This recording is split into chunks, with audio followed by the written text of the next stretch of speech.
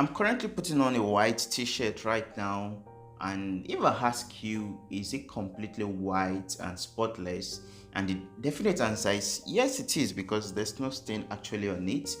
But scientifically, if you check it with an electron microscope, you will find some level of impurity, some level of stain in it. And it all just brings me down to the point of holiness, because we tend to relate holiness with white. When we want to depict something as holy, we just look at the level of whiteness which it is. And holiness is something that God really requires of us.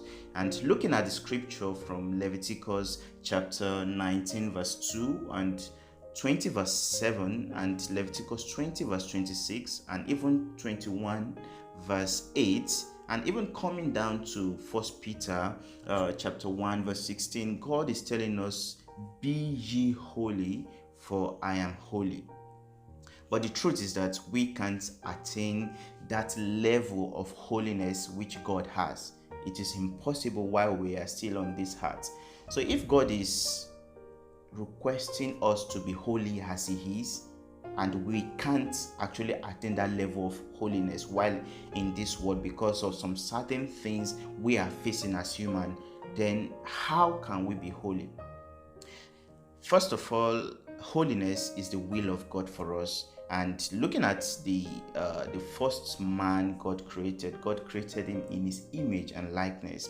So at that point in time, Adam had or possessed some level of purity, even though not as the level of God. But when he sinned, that level of holiness, that level of purity was diminished completely. And sin just made that level of, if we'll be relating it to whiteness, sin stained it completely, and it was just like wretched and not white anymore.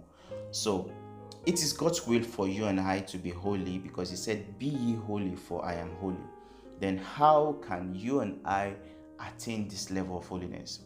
To assess this, you and I need to look at the person of God, because it says, be ye holy. So God is holiness. He is holiness embodiment. He is holy. He is the definition of holiness in His glory, in His majesty. So looking at holiness, which God requires us to be holy, then we need to see the person or the actions of God. And looking at the actions of God in His dealings, in His love, in His mercy, in His righteous anger, in His being faithful, in His showing His love and mercy to everyone, He is still holy in that, and many, many more. And in His giving is still holiness. Even every action God did was out of holiness, out of purity. So there's no any form of evil out of God. So for you and I to be holy, then we need to emulate that actions, or we should do the things which God does. And it is definitely to forgive as God will forgive. And doing this, we are doing the will of God, and as a result, we are attaining some level of purity, some level of holiness which God craves or God desires from His creation. So we need to forgive, we need to love unconditionally, we need to give cheerfully, we need to be gracious and merciful to our fellow ones. And these are just the actions of a holy God. So for us to be holy as God is holy, you and I need to do some of these things. And mind you, this doesn't make us holy, but it's just showing that we are aiming at that level of holiness which God requires of us, because the scripture says, be ye holy, for I am holy. So from a holy God, can we look at the actions of holiness and aim at it?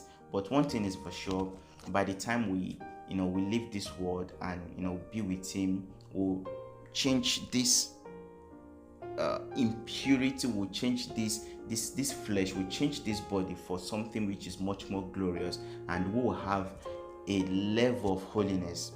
Definitely it won't be up to that of God, but we'll have something much more better than this.